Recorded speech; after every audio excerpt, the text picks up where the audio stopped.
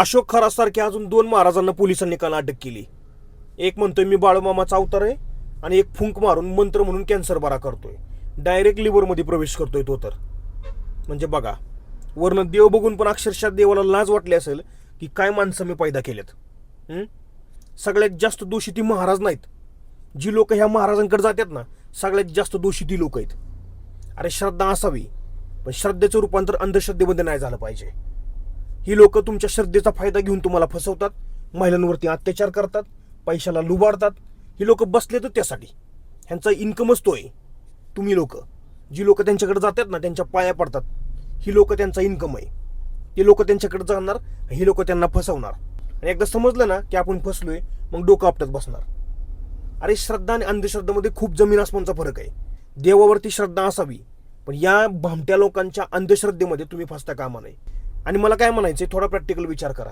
Cancer जर मंत्र म्हणून एक फूक मारून जर बरा करता आला असता, तर एवढे मोठे मोठे हॉस्पिटल बांधलेत, एवढे मोठे मोठे शास्त्रज्ञ कॅन्सरवरती आज रिसर्च करतायत, ते काय त्यांचं काय त्यांना काय डोकं नाही का? मग त्यांनी पण तुला बोलवून फुंक मारून मंत्र म्हणून कॅन्सर बरा केला असता ना. एवढा तरी विचार करा किमान किमान.